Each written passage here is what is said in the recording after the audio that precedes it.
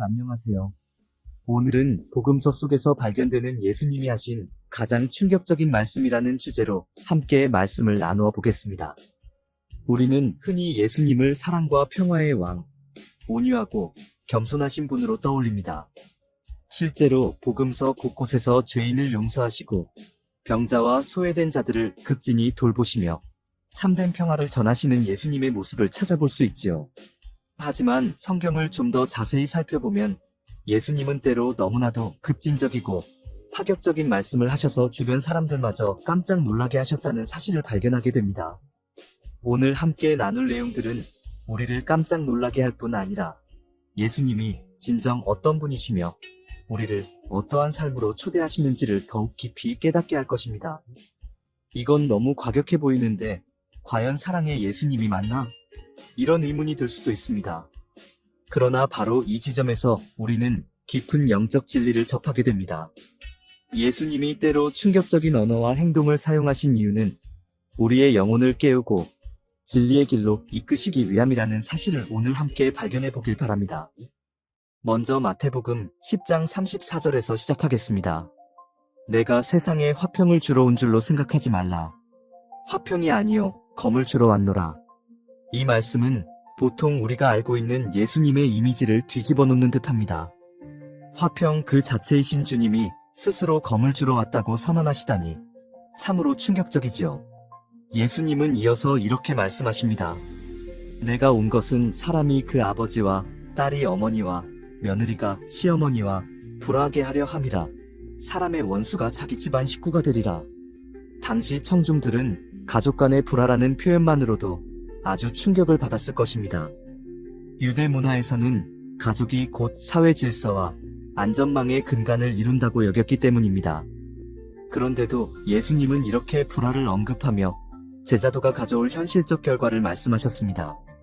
실제로 복음서나 사도행전을 보면 예수님을 믿는다는 이유로 가족 혹은 공동체 안에서 배척을 당하거나 핍박을 받는 장면들이 나타납니다. 예수님은 우리를 가정 파괴로 부르신 것이 절대 아니지만 진리를 따르는 삶이 때로는 가장 가까운 사람들과의 갈등도 불사해야 할 만큼 결단이 필요한 길임을 알려주고 계신 것입니다. 이 맥락에서 마태복음 10장 37, 39절을 보면 예수님이 말씀하시길 아버지나 어머니를 나보다 더 사랑하는 자는 내게 합당하지 아니하고 아들이나 딸을 나보다 더 사랑하는 자도 내게 합당하지 아니하며 자기 십자가를 지고 나를 따르지 않는 자도 내게 합당하지 아니하니라. 이 구절은 가족보다 더 중요한 사랑의 대상이 예수님이시다라는 점을 강조합니다. 가족 사랑 자체가 잘못이라는 게 아니라 가장 소중한 가족 관계조차도 예수님보다 우선순위가 될 수 없다는 것입니다. 예수님이 하나님의 아들이시고 모든 만물을 통치하시는 주이시기에 이러한 절대적 헌신을 요구하시는 것이지요. 결국 여기서 우리는 예수님이 평화를 파괴하려고 오신 분이 아니라 진리의 검을 들고 오셔서 우리에게 참된 우선순위를 세우게 하시는 분이라는 사실을 깨닫게 됩니다. 이번에는 마태복음 8장 22절입니다. 한 제자가 예수님께 와서 말합니다. 주여, 내가 먼저 가서 내 아버지를 장사하게 허락하소서. 당시 유대 문화에서 부모의 장례는 자녀의 절대적 의무였습니다. 오늘날도 부모님 장례는 자녀들이 최우선으로 챙겨야 하는 일이죠. 그런데 예수님의 대답이 정말 과격합니다. 죽은 자들이 그들의 죽은 자들을 장사하게 하고 너는 나를 따르라. 이 말은 그 제자가 부모의 장례라는 가장 중요한 일을 마치기 전까지 예수님을 온전히 따르지 못할 것을 깨뜨리기 위한 매우 직설적인 표현이라고 할 수 있습니다. 예수님은 우리의 가장 중요한 의무마저도 하나님의 부르심보다 우선될 수 없음을 선포하신 것이죠. 이 말씀이 전하는 핵심은 부모 장례를 무시하라가 아니라 예수님을 믿고 따르는 제자도로의 부르심이 그 무엇보다도 절대적이라는 점입니다. 우리 삶 속에서 하나님보다 더 우선순위를 차지하는 것이 있다면 그것을 과감히 내려놓고 주님을 택하라는 것입니다. 누가복음 14장 26절에서도 비슷한 맥락의 더욱 강한 표현이 등장합니다. 물은 내게 오는 자가 자기 부모와 처자와 형제와 자매와 더욱이 자기 목숨까지 미워하지 아니하면 능히 내 제자가 되지 못하리라. 여기서 미워한다는 표현은 듣는 사람에게 거부감을 일으킬 만큼 충격적입니다. 그러나 유대인들의 문학적 언어적 표현 방법에서 미워하다는 말은 절대적 증오라는 뜻보다는 상대적 비교의 의미가 강합니다. 예수님을 사랑하는 마음이 다른 어떤 사랑보다 우선되어야 한다는 것을 극단적으로 표현한 문장이죠. 예수님이 말씀하시는 이 우선순위는 실로 무겁고 진지한 도전입니다. 우리가 살아가면서 가족을 중요하게 여기느냐, 사랑하지 않느냐를 묻는 것이 아니라 가장 먼저, 가장 근본적으로, 가장 깊이 사랑해야 할 분은 예수님 한 분이라는 사실을 일깨워 주시는 것입니다. 계속해서 마태복음 5장 29절 30절을 살펴보겠습니다. 예수님께서 죄에 대하여 얼마나 단호하신지 보여주는 대표적인 말씀인데요. 만일 네 오른눈이 너로 실족하게 하거든 빼어내버리라. 또한 네 오른손이 너로 실족하게 하거든 찍어내버리라. 이 말씀을 문자적으로 해석해서 실제 눈을 뽑거나 손을 자르는 사람은 없습니다. 여기서 예수님은 유대 문학의 과장법을 사용하신 것이죠. 그러나 이 강한 표현은 우리의 죄와 유혹을 대하는 태도가 얼마나 급진적이어야 하는지를 강조합니다. 다시 말해, 죄가 영혼을 파괴하는 일이라면 그 파급력이 얼마나 심각한지를 몸을 훼손하는 비유로 극명하게 보여주신 것입니다. 현대인의 관점에서 말도 안 되는 극단적 비유처럼 들릴 수 있지만 예수님 시대에는 이러한 과장법이 큰 임팩트를 주는 교훈적 도덕적 설교 방식이었습니다. 요점은 죄를 가볍게 여겨서는 안 되며 우리의 영적 생명을 위협하는 죄는 단호하게 끊어야 한다는 것입니다. 이제 유명한 부자 청년 이야기를 살펴봅시다. 한 부자 청년이 예수님께 와서 선생님, 제가 무슨 선한 일을 하여야 영생을 얻으리까? 라고 물었습니다. 예수님은 10계명의 일부를 지켜온 그의 열심을 인정하시면서도 다음과 같이 말씀하셨습니다. 네가 온전하고자 할진대 가서 내 소유를 팔아 가난한 자들에게 주라. 그리하면 하늘에서 보화가 네게 있으리라. 그리고 와서 나를 따르라. 청년은 재물이 많았기에 근심하며 떠났다고 합니다. 그 모습을 보신 예수님은 제자들에게 충격적인 선언을 하십니다. 내가 진실로 너희에게 이르노니 부자가 천국에 들어가는 것은 어려우니라. 낙타가 바늘기로 들어가는 것이 부자가 하나님 나라에 들어가는 것보다 쉬우니라. 당시 유대인들은 부를 하나님이 주신 축복으로 이해했고 부자가 되면 오히려 더 하나님께 인정받는다고 생각하는 경향이 있었습니다. 그런데 예수님은 이 인식을 완전히 뒤집으신 것입니다. 물론 부자가 천국에 절대 못 간다는 말씀이 아니라 재물이 우상이 되고 마음을 가득 채우는 순간 하나님 앞에 전적인 헌신을 드리기 어려워짐을 강조하십니다. 제자들이 놀라 그렇다면 누가 구원을 받을 수 있겠습니까?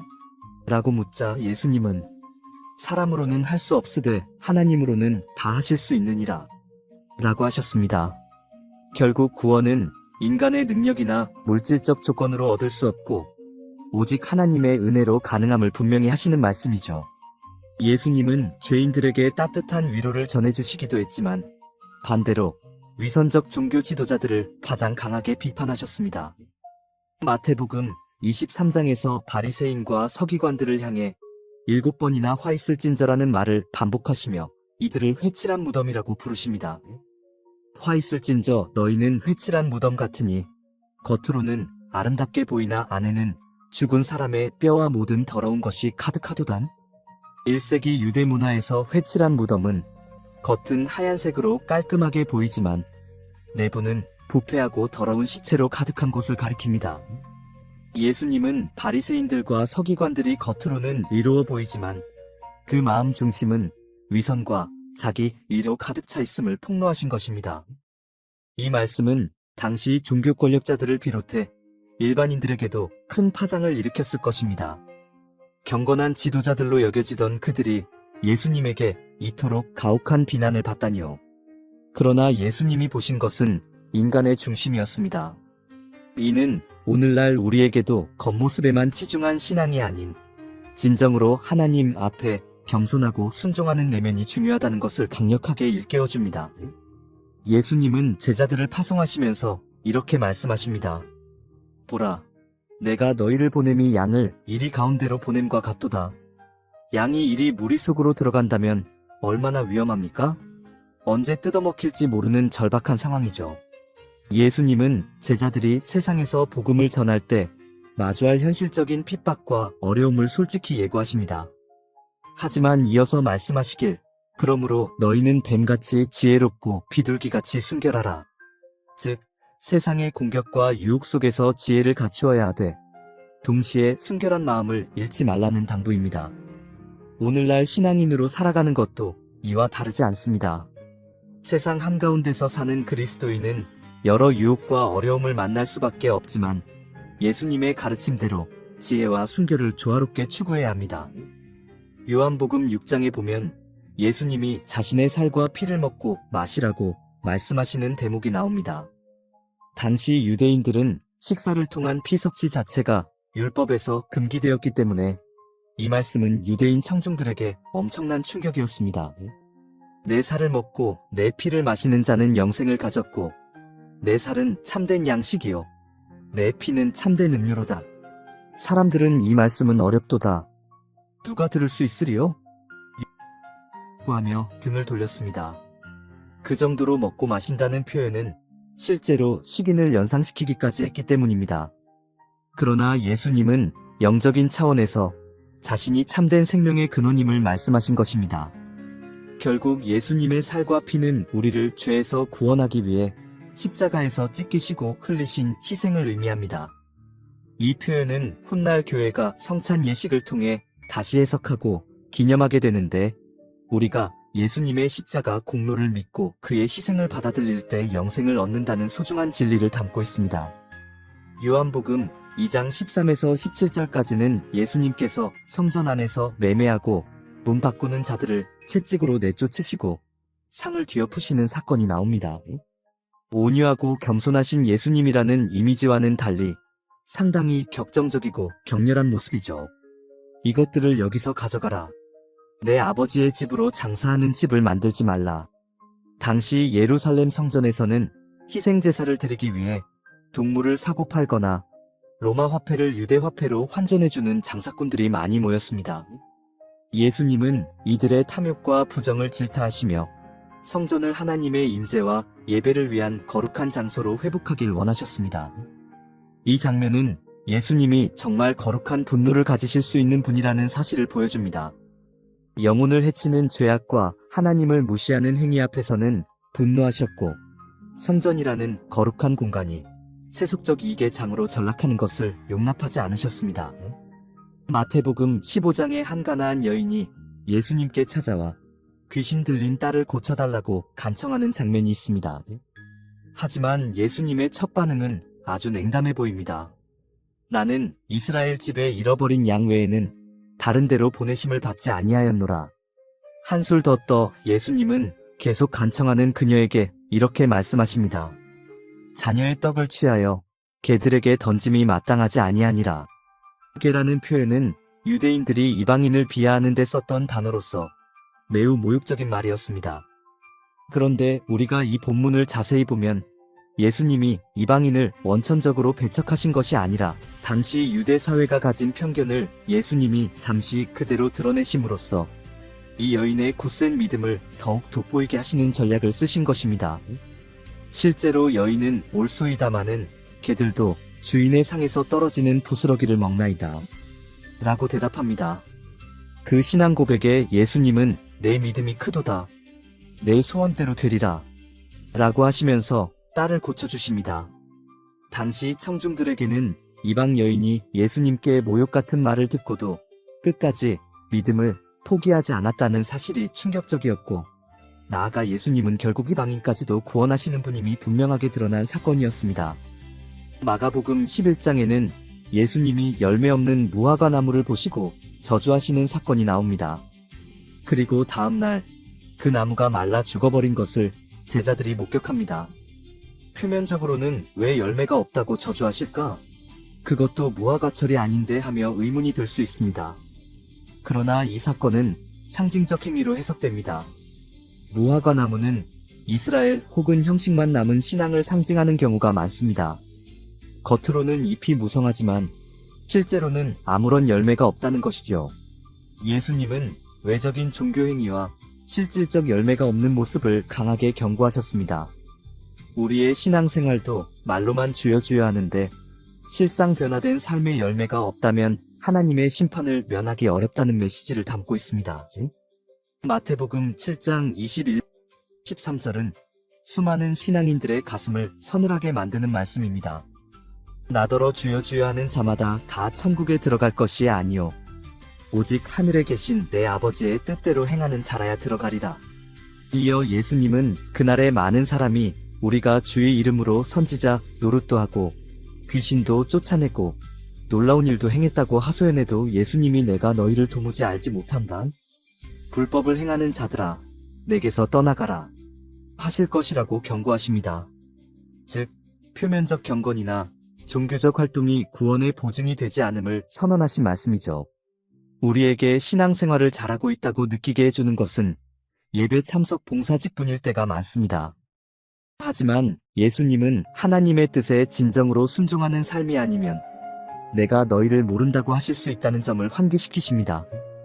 이 말씀은 가장 근본적인 회개와 순종을 촉구하시는 강렬한 경고이기도 합니다. 이제 예수님의 말씀 중에서도 제자도의 본질을 가장 잘 담아낸 구절로 널리 알려진 말씀을 보겠습니다.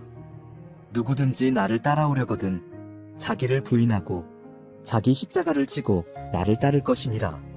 누가복음 9장 23절에서는 이 구절을 더 구체적으로 표현합니다. 날마다 자기 십자가를 지고 나를 따를 것이니라. 그렇습니다. 예수님을 따른다는 것은 한 번의 결정이 아니라 날마다 자신을 부인하고 십자가의 길을 걷는 것입니다. 자기를 부인한다는 것은 자아중심성, 욕망, 교만 등을 내려놓는 일이죠. 이것은 매우 쉽지 않습니다. 예수님은 이어서 이렇게 말씀하십니다. 누구든지 자기 목숨을 구원하고자 하면 잃을 것이요 누구든지 나를 위하여 자기 목숨을 잃으면 찾으리라. 세상은 네 목숨을 지켜야 산다고 가르치지만 예수님은 역설적으로 나를 위해 내 목숨을 내려놓을 때 오히려 참된 생명을 얻게 된다고 선포하십니다. 이 충격적인 역설은 십자가에서 예수님이 직접 자신을 희생하심으로 완성됩니다. 그리고 이를 믿고 따르는 이들 역시 자기 자신을 내려놓고 주님의 길을 가는 삶을 통해 영원한 생명의 열매를 맺게 됩니다. 요한복음 12장 24, 25절에서도 동일한 원리를 확인할 수 있습니다. 한 알의 밀이 땅에 떨어져 죽지 아니하면 한 알 그대로 있고 죽으면 많은 열매를 맺느니라. 이 세상에서 자기 생명을 미워하는 자는 영생하도록 보존하리라. 예수님은 십자가 죽음을 앞두고 밀알의 비유를 통해 자신의 죽음을 설명하십니다. 예수님이 십자가에서 죽으심으로 많은 영혼을 구원하시게 된다는 것이죠. 동시에 예수님을 따르는 우리도 영적 밀알이 되어 자신을 희생할 때 비로소 풍성한 열매를 맺을 수 있음을 가르치십니다. 이 역시 세상이 이해하기 힘든 역설입니다. 그러나 이것이 바로 하나님의 나라인 거꾸로 된 왕국의 원리입니다. 누가복음 14장 33절에서는 예수님이 이렇게 선언하십니다. 이와 같이 너희 중에 누구든지 자기의 모든 소유를 버리지 아니하면 능히 내 제자가 되지 못하리라. 이는 예수님이 무조건 우리가 가진 재물을 다 팔아 없애라는 말씀이 아니라 무엇이 우리의 진정한 주인이냐를 묻는 것입니다. 네가 가진 모든 것을 아낌없이 포기할 각오가 되어 있느냐? 라는 질문인 것이죠. 만약 그 무엇이라도 예수님보다 더 높은 자리에 올라와 있다면 주님을 전심으로 따르기 어렵게 됩니다. 예수님을 정말 주인으로 모시려면 우리의 소유지 욕망을 비롯한 모든 것을 기꺼이 내려놓을 수 있어야 한다는 급진적 메시지입니다. 마태복음 6장 24절에서 예수님은 우리가 흔히 빠지기 쉬운 두 주인 섬기기를 단호히 배제하십니다. 한 사람이 두 주인을 섬기지 못할 것이니 너희가 하나님과 재물을 겸하여 섬기지 못하느니라. 예수님은 하나님만을 우리의 주로 모시길 원하십니다. 재물이든 쾌락이든 세상 명예든 그것이 하나님보다 우선이 되는 순간 우리는 결국 우상 숭배의 함정에 빠지게 됩니다. 이 구절은 오늘날 물질주의와 소비 문화에 익숙한 현대인에게도 여전히 가장 충격적이고 중요한 경고라고 할 수 있습니다. 마지막으로 마태복음 10장 28절에서는 예수님이 제자들에게 참된 두려움의 대상을 가르치십니다. 몸은 죽여도 영혼은 능히 죽이지 못하는 자들을 두려워하지 말고 오직 몸과 영혼을 능히 지옥에 멸하실 수 있는 이를 두려워하라. 우리는 종종 사람들의 시선, 세상의 위협을 매우 크게 두려워합니다. 그러나 예수님은 참으로 두려워해야 할 분은 전능하신 하나님 한 분이라는 사실을 상기시키십니다. 이건 역시 세상 가치관과 정면 충돌합니다. 세상은 우리의 육체적 안위를 최우선으로 여기지만 예수님은 영혼의 가치가 훨씬 더 중요함을 말씀하시지요. 그분의 제자라면 세상을 두려워하는 마음보다 하나님을 경외하는 마음으로 살아가야 함을 깨우쳐 주십니다. 지금까지 우리는 예수님의 다양한 충격 발언들을 살펴보았습니다. 세상에 검을 주러 왔다. 죽은 자들이 죽은 자들을 장사하게 하라. 부모와 형제까지 미워하지 않으면 내 제자가 되지 못한다. 네 눈이 너로 실족하게 하거든 빼버리라. 부자가 천국에 들어가기는 낙타가 바늘기로 들어가는 것보다 어렵다. 회칠한 무덤 같도다. 내 살을 먹고 내 피를 마셔라. 성전에서 상을 뒤엎으신 이야기. 자기 십자가를 지고 나를 따르라. 열매 없는 무화과 나무를 저주하시다. 주여 주여 한다고 다 천국에 들어가는 것이 아니다. 소유를 다 버리지 않으면 제자가 될 수 없다. 하나님과 재물을 겸하여 섬기지 못한다. 몸을 죽여도 영혼을 죽이지 못하는 자들을 두려워하지 말라. 이처럼 예수님의 말씀은 당시에도 그리고 지금도 우리에게 강렬한 도전을 던집니다. 어떤 말씀이든 사랑의 예수님과 어울리지 않아 보일 정도로 과격할 수 있습니다. 그러나 그 이유가 무엇일까요? 예수님은 우리의 안일한 신앙과 삶을 흔들어 깨우기 위해 때로는 수수료 메스 같은 강력한 언어를 쓰십니다. 우리 안에 있는 죄성과 우상을 마주보게 하시고 회개로 인도하시기 위함이죠. 세상의 가치관과 하나님, 나라의 가치관은 정반대일 때가 많습니다. 그래서 예수님의 말씀을 겉으로만 들으면 충격적이고 불합리해 보일 수 있습니다. 그러나 이 역설 속에서 참된 생명의 길을 발견하게 됩니다. 예수님의 말씀은 가볍게 믿고 구원받는 그런 저렴한 복음을 제시하지 않습니다. 예수님이 요구하시는 것은 전적인 헌신, 자기 부인, 날마다 지는 십자가를 통한 생명입니다. 이 길은 좁고 험하지만 궁극적으로 우리를 영원한 기쁨으로 인도합니다. 사랑하는 여러분, 예수님의 이런 충격적인 말씀들은 사실 우리를 살리려는 말씀입니다. 우리를 불편하게 흔들어 놓으시는 것은 편안한 잠에서 깨어나 영원한 생명을 붙들도록 하기 위함입니다. 영적으로 가장 치명적인 질병은 자기 죄를 깨닫지 못하고 안주하는 것이니까요. 예수님이 오늘도 말씀하십니다. 누구든지 나를 따라오려거든 자기를 부인하고 날마다 자기 십자가를 지고 나를 따르라. 자기 목숨을 구원하고자 하면 잃을 것이요. 나를 위하여 자기 목숨을 잃으면 찾으리라. 이 초청 앞에서 우리는 어떤 반응을 보일까요? 너무 무겁고 힘들어라고 뒤로 물러서실 건가요? 아니면 주님, 제 전부를 드립니다. 제 삶을 통해서 주님의 뜻을 이루소서라고 응답하시겠습니까? 예수님의 말씀은 때로 칼날 같아서 우리가 붙잡고 있던 잘못된 가치관과 우상을 도려내버립니다. 그러나 그 과정 뒤에는 진리 안에서 자유케 되는 회복과 기쁨이 기다리고 있습니다. 부디 이 말씀들이 듣고 흘려버리는 교훈이 아니라 우리 각자의 현실적인 삶을 바꾸고 믿음의 결단으로 이끄는 생명의 말씀이 되길 진심으로 소망합니다. 오늘 하루, 아니 우리의 일생 동안 예수님의 충격적인 말씀을 늘 되새기며 진정한 제자도와 영적 성장의 길을 걸어가시기를 주님의 이름으로 축복합니다.